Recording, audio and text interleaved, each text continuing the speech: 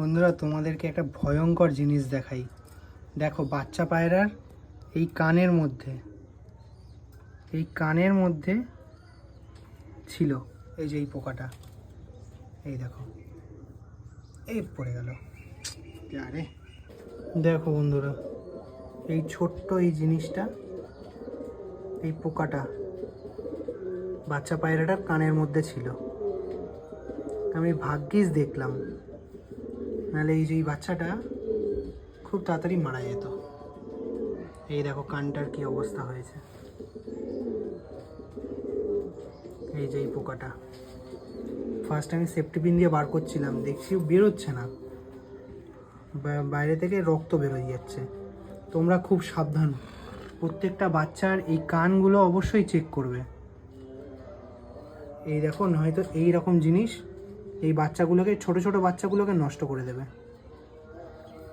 এই দেখো কত ছোট, কত ছোট,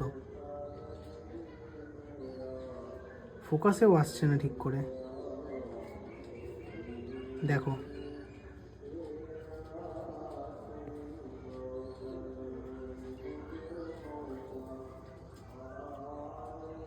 এই পায়রাটার কানের মধ্যে ছিল।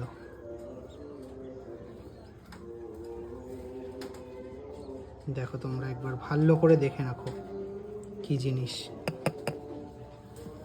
দেখো, অবশ্যই সবাইকে বলে রাখছি, সবাই এই বাচ্চা পায়রাগুলোর একটু ভালো করে দেখাশোনা করো। মা বাবা তো দেখছেই, তবুও তোমাদেরকে দেখতে এই কারণেই বলছি, নাহলে এরকম ছোট ছোট এই যে পোকাগুলো এই বাচ্চাটার কানের মধ্যে আটকে ছিল। আমি ফার্স্টের থেকে ভিডিওটা করতে পারিনি, কারণ আমি দেখে প্রথমেই ভয় পেয়ে গেছিলাম। মানে কি জিনিসটা, আমি ভাবছি হয়তো খাবার টাবার ঢুকে গেছে। ও মা, দেখছি না, এটা খাবার নয়, এটা একটা পোকা। এর কানের মধ্যে ঢুকে রক্ত খাচ্ছিল।